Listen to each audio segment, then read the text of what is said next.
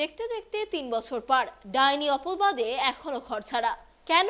প্রশাসনের কাছে বারবার আর্জি জানিয়েও লাভ হয়নি। শুধু অভিযোগ জানিয়ে কোনো লাভ হয়নি প্রশাসনের কাছে। শুধু তাই নয়, মহকুমা শাসকের সঙ্গে অফিসের সামনে ধর্নায় বসে ৩ আদিবাসী পরিবার। তবে ধর্নায় বসার ফলে প্রশাসন তৎপর হলেও ফল হলো না কিছুই। ওই ৩টি আদিবাসী পরিবারকে গ্রামে ফেরানোর প্রশাসনিক চেষ্টা কার্যত ব্যর্থ হলো। ডাইনি অপবাদে গ্রাম ছাড়া ৩টি পরিবারের সদস্যদের গ্রামে ফেরাতে উদ্যোগী বোলপুর শ্রীনিকেতন ব্লক প্রশাসন। আজ মনীষকুণ্ডাঙ্গা গ্রামে যান ব্লকের আধিকারিক ও আদিবাসীদের কয়েকজন। তারা ওই গ্রামবাসীদের সঙ্গে কথা বলেন। বিডিও পুলিশ আধিকারিকরা গ্রামবাসীদের সঙ্গে কথা বলেন। ব্লক প্রশাসন সূত্রে জানা গিয়েছে, গ্রামবাসীরা তাদের জানিয়েছেন ওই ৩টি পরিবার মিথ্যা অভিযোগ করছে। শেষ পর্যন্ত অবশ্য ওই ৩টি পরিবারকে সরকারি উদ্যোগে যে জায়গায় রাখা হয়েছিল সেখানেই ফিরিয়ে নিয়ে যাওয়া হয়েছে।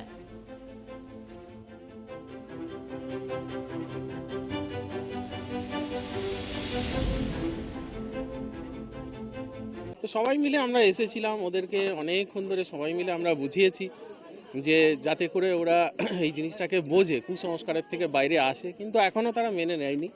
তো আমরা আশাবাদী, আমরা আগামী দিনে আবারও আশাবাদী থাকবো যে ওদের নিজেদের হবে, মানে শুভবুদ্ধির উদয় হবে, ওরা নিজেরা আলোচনা করবে। ওদের যারা অল্প বয়সী ছেলে আছে তাদেরকে আমরা আবারও বোঝালাম আজকে। তো ওরা নিজেরা যাতে করে আবার বসে এবং বসে নিজেদের মধ্যে কথাবার্তা বলে যে এই ধরনের কুসংস্কারের ভিতরে থাকলে চলবে না। তো এইগুলো আমরা এই বিষয় নিয়ে পরবর্তীকালে আমরা আবার দেখব। আর যদি তার পরবর্তীকালে কিছু না হয় তখন আইনগতভাবে যা ব্যবস্থা নেওয়ার সেটা বসলেন এবং সকাল 7টা থেকে বসলেন। আমরা বসে আছি, আমাদের তো আমরা বহুদিন থেকেই এই চেষ্টাটা করে যাচ্ছি, আমাদের তো ধৈর্যের শেষ নেই। তো আমরা করব, আমরা তাদের জন্য করব, আমরা নিজেদের জন্য তো করছি না, আমরা সাধারণ মানুষের জন্য করছি। তো দুটো সাইডই, যারা বেরিয়ে গেছে ঘর থেকে এবং যারা এখানে রয়েছে, যারা বলছে যে না ওদেরকে ঘরে নেওয়া যাবে না, তাদের বোথ সাইডেরই শুভবুদ্ধি উদয় হোক, যে তারা সবাই এই সমস্ত জিনিসগুলো থেকে বিরত থাকুক, এই ধরনের জিনিসপত্র নিয়ে আলোচনা করাটা থেকে বিরত থাকুক।